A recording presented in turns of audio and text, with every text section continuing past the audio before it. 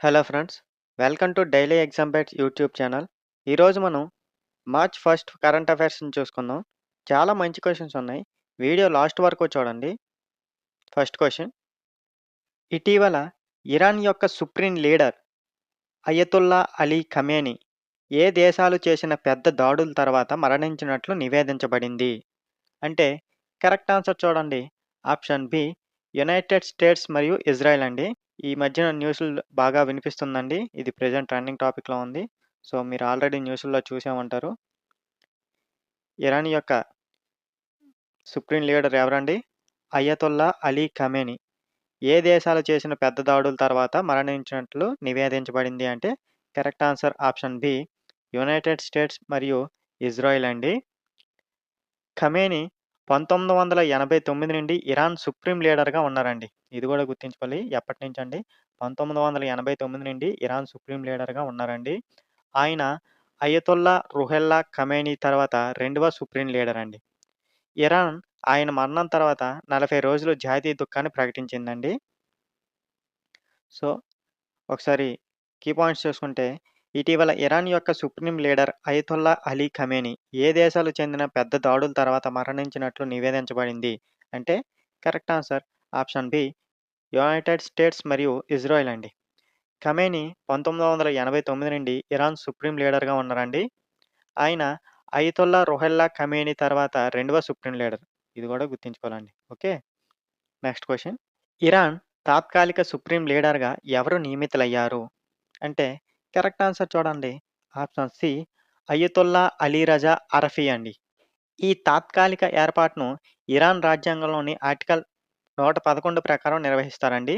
Supreme leader ఇరాన్‌లో అత్యున్నత రాజకీయ మరియు మత అధికారిగా ఉంటారండి. కొత్త శాశ్వత నాయకుడిని ఎంపిక చేసే వరకు తాత్కాలిక లీడర్‌షిప్ కౌన్సిల్ ద్వారా పదవిని నిర్వహించబడుతుందండి. సో, గుర్తుంచుకోవాలి. ఇరాన్ తాత్కాలిక సుప్రీం లీడర్‌గా ఎవరు నియమితులయ్యారు అంటే కరెక్ట్ ఆన్సర్ అయతొల్లా అలీ రజా అరాఫీ అండి. అయితే ఈ తాత్కాలిక ఏర్పాటును ఇరాన్‌లోని ఏ ఆర్టికల్ ప్రకారం నిర్వహిస్తారంటే ఆర్టికల్ 111 అండి. అయితే సుప్రీం లీడర్ ఇరాన్‌లో అత్యున్నత రాజకీయ మరియు మత అధికారిగా ఉంటారండి. కొత్త శాశ్వత నాయకుడిని ఎంపిక చేసే వరకు తాత్కాలిక లీడర్‌షిప్ కౌన్సిల్ ద్వారా ఈ పదవి నిర్వహించబడుతుందండి. సో, అన్ని కీ పాయింట్స్ గుర్తుంచుకోవాలి. Next question. పరివర్తన్ యాత్ర ప్రచారం రాబోయే ఏ రాష్ట్రానికి రాజకీయంగా ముఖ్యమైనది? అంటే కరెక్ట్ ఆన్సర్ చూడండి. ఆప్షన్ సి పశ్చిమ బెంగాల్ అండి. ఈ ప్రచారం తృణమూల్ కాంగ్రెస్ ప్రభుత్వాన్ని సవాల్ చేయడానికి నిర్వహించబడిందండి. సుమారు 5,000 కిలోమీటర్లు 294 అసెంబ్లీ నియోజకవర్గాల అంతటా జరుగుతుందండి. స్లోగన్ ఏంటంటే పల్టానో దోర్కర్ చాయ్ బీజేపీ ప్రభుత్వం అండి. ఈ ప్రచారం ప్రధానంగా భారతీయ జనతా పార్టీ నిర్వహిస్తుందండి. ప్రెజెంట్ పశ్చిమ బెంగాల్‌లో మమతా బెనర్జీ ముఖ్యమంత్రిగా, తృణమూల్ కాంగ్రెస్ పార్టీ ఉందండి. దానికి వ్యతిరేకంగా బీజేపీ ప్రభుత్వం పరివర్తన్ యాత్ర ప్రచారం చేయబోతుందండి.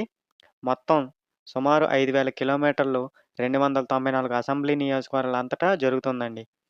ఓకేనా? స్లోగన్ ఏంటంటే పల్టానో దోర్కర్ చాయ్ బీజేపీ ప్రభుత్వం అండి. గుర్తుంచుకోవాలి. Next question. జీరో డిస్క్రిమినేషన్ ఎప్పుడు జరుపుకుంటారు? అంటే కరెక్ట్ ఆన్సర్ చూడండి. ఆప్షన్ బి మార్చి 1 నండి. ఈ సంవత్సరం థీమ్ ఏంటంటే పీపుల్ ఫస్ట్ అండి. అలాగే మొదటిసారి ఎప్పుడు జరుపుకున్నారు ఈ డిస్క్రిమినేషన్ డే అంటే 2014లో ప్రారంభించారండి.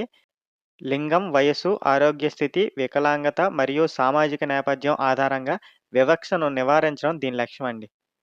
సో, గుర్తుంచుకోవాలి. జీరో డిస్క్రిమినేషన్ డే ఎప్పుడు జరుపుకుంటారు అంటే కరెక్ట్ ఆన్సర్ మార్చ్ 1 అండి. ఈ సంవత్సరం థీమ్ ఏంటంటే పీపుల్ ఫస్ట్. మొదటిసారిగా ఎప్పుడు జరుపుకున్నారు ఈ డిస్క్రిమినేషన్ డే అంటే 2014లో ప్రారంభించండి. దీని లక్ష్యం ఏంటంటే లింగం, వయస్సు, ఆరోగ్య స్థితి, వికలాంగత మరియు సామాజిక నేపథ్యం ఆధారంగా వివక్షను నివారించడం దీని ప్రధాన లక్ష్యం అండి. ఓకే. Next question. ఇటీవల వార్తల్లో కనిపించిన నీలగిరి చెక్క పావురం ఏ ప్రాంతానికి చెందినది? కరెక్ట్ ఆన్సర్ చూడండి. ఆప్షన్ సి వెస్టర్న్ ఘాట్స్ అండి. ఇది పెద్ద పరిణామం మరియు ముదురు రంగులో ఉంటుందండి. దాని మెడపై చెకర్ బోర్డ్ నమూనా ఉంటుందండి. ఇది ప్రధానంగా నీలగిరి మరియు అనమలై కొండల్లో కనిపిస్తుందండి. ఇతర ప్రాంతాల్లో అయితే బిలిగిరి రంగన్ హిల్స్, నంది హిల్స్ మరియు ఉత్తర మహారాష్ట్రలో కూడా కనిపిస్తుందండి. సో, ప్రధానంగా అయితే మాత్రం నీలగిరి మరియు అన్నమలై కొండల్లో కనిపిస్తుందండి. సో, పక్కన ఇమేజ్ గూడా చూడండి. పక్షి ఆ రకంగా ఉంటుందండి. దాన్నే నీలగిరి చెక్కపావురం అని అంటారు. ఈ నీలగిరి చెక్కపావురం ఏం ప్రాంతానికి చెందినది అంటే, కరెక్ట్ ఆన్సర్ ఎక్కడండి? ఇది ప్రధానంగా నీలగిరి మరియు అన్నమలై కొండల్లో కనిపిస్తుందండి. అలాగే ఇతర ప్రాంతాల్లో కూడా కనిపిస్తుంది. అవి ఎక్కడంటే బిలిగిరి రంగన్ హిల్స్, నంది హిల్స్ మరియు ఉత్తర మహారాష్ట్ర అండి. ఇది పెద్ద పరిణామం మరియు ముదురు రంగులో ఉంటుందండి. దాని మెడపై చెక్కర్ బోర్డ్ నమూనా కూడా ఉంటుందండి. ఓకేనా? Next question. GAIL India limited chairman and managing డైరెక్టర్‌గా ఎవరు బాధ్యతలు స్వీకరించారు? అంటే correct answer option b Deepak Gupta అండి. గెయిల్ ప్రధాన కార్యాలయం న్యూఢిల్లీలో ఉందండి. ఈ సంస్థ 1984లో స్థాపించబడింది. ఇది భారతదేశపు అతిపెద్ద ప్రభుత్వ సహజ వాయు సంస్థ అండి. ఆయన సందీప్ కుమార్ గుప్తా స్థానంలో బాధ్యతలు స్వీకరించారండి. సో, అన్ని కీ పాయింట్స్ గుర్తుంచుకోవాలి. ఒకసారి కీ పాయింట్స్ చూసుకుంటే, GAIL India limited chairman and managing డైరెక్టర్‌గా ఎవరు బాధ్యతలు స్వీకరించారు? అంటే correct answer option b Deepak Gupta అండి. గెయిల్ ప్రధాన కార్యాలయం ఎక్కడుందండి? న్యూఢిల్లీలో ఉంది. ఈ సంస్థ ఎప్పుడు స్థాపించబడిందంటే 1984లో. ఇది భారతదేశపు అతిపెద్ద ప్రభుత్వ సహజ వాయు సంస్థ అండి. ఈ దీపక్ గుప్తా గారు ఎవరి ప్లేస్‌లో రీప్లేస్ అవుతున్నారు అంటే సందీప్ కుమార్ గుప్తా అండి. సో, అన్ని కీ పాయింట్స్ గుర్తుంచుకోవాలి. Next question. ఇటీవల భారతదేశం తన చిరుతలను తిరిగి ప్రవేశపెట్టే కార్యక్రమంలో భాగంగా ఏ దేశం నుండి 9 చిరుతలను కునో నేషనల్ పార్కుకు స్వాగతించింది? అంటే కరెక్ట్ ఆన్సర్ చూడండి. Option c Botswana. ఈ చిరుతలను మధ్యప్రదేశ్‌లోని కునో నేషనల్ పార్క్‌లో విడుదల చేశారండి. కునో నేషనల్ పార్క్ గడ్డి భూమి, ఎకోసిస్టమ్ మరియు ఆహార వనరుల కారణంగా ఎంపిక చేయబడిందండి. మొదటి విడత చిరుతలను నమీబియా నుండి, తర్వాత దక్షిణాఫ్రికా నుండి తీసుకువచ్చారండి. సో, అన్ని కీ పాయింట్స్ గుర్తుంచుకోవాలండి. క్వెషన్ ఏ విధంగానైనా అడగొచ్చు. అందుకే ఇవన్నీ చెప్తున్నాం. ఒకసారి చూడండి. ఇటీవల భారతదేశం తన చిరుతలను తిరిగి ప్రవేశపెట్టే కార్యక్రమంలో భాగంగా ఏ దేశం నుండి 9 చిరుతలను కునో నేషనల్ పార్క్ స్వాగతించింది? ఇక్కడ గుర్తుంచుకోవాల్సిందేంటంటే, ఈ నంబర్ గూడా గుర్తుంచుకోవాలండి. ఎన్ని చిరుతలను అని అడగొచ్చు. 9 చిరుతలను. ఏ పార్కులోకి ప్రవేశపెట్టారు అంటే, కునో నేషనల్ పార్క్ అండి. ఇది గూడా గుర్తుంచుకోవాలి. ఎక్కడుందండి ఇది? మధ్యప్రదేశ్‌లో ఉందండి. ఓకేనా? ఇయన్నీ గుర్తుంచుకోవాలండి. అలాగే అక్కడే ఎందుకంటే, గడ్డి భూమి, ఎకోసిస్టమ్ మరియు ఆహార వనరుల కారణంగా ఎంపిక చేయబడిందండి. అలాగే ఇంతకుముందు కూడా ఈ చిరుతలను ఇంతకుముందు వేరే దేశాల నుంచి తెచ్చుకున్నామండి.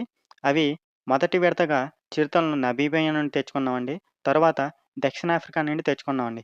ఇప్పుడు మొత్తంగా ఈ చిరుతల సంఖ్య 48కి చేరిందండి. ఇది గూడా గుర్తుంచుకోవాలి. అన్ని కీ పాయింట్స్ గుర్తుంచుకోవాలండి. ఓకేనా? Next question. అస్సాంలో ఇటీవల కనుగొనబడిన గిచక్ నకానా అంటే ఏమిటి? కరెక్ట్ ఆన్సర్ చూడండి. Option C ground water fish అండి అది.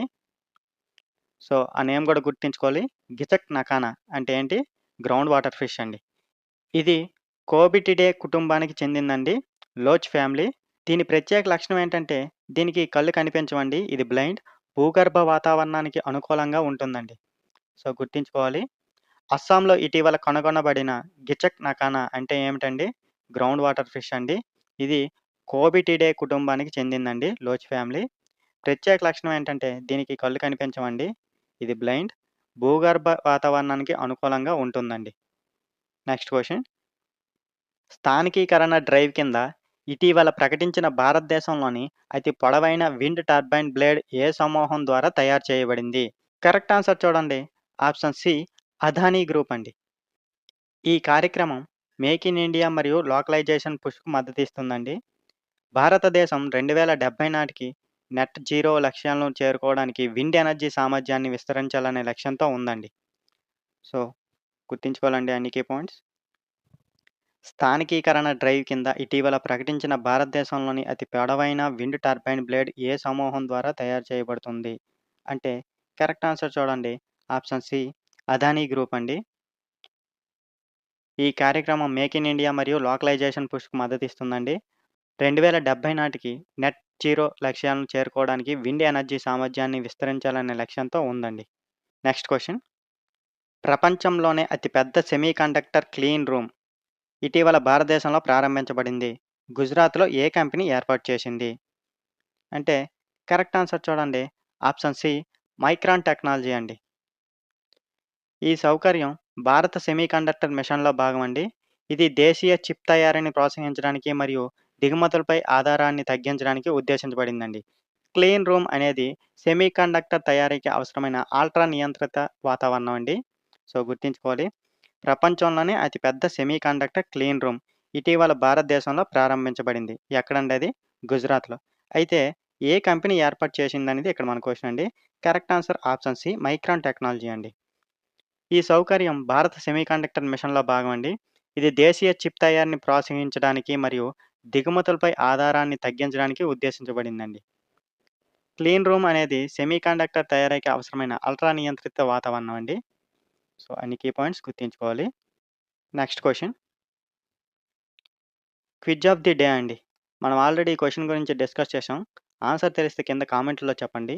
ఇరాన్ తాత్కాలిక సుప్రీం లీడర్‌గా ఎవరు నియమితులయ్యారు? కరెక్ట్ ఆన్సర్‌ని కామెంట్‌లో చెప్పండి. ఈ వీడియో మీకు ఉపయోగపడితే లైక్ చేయండి.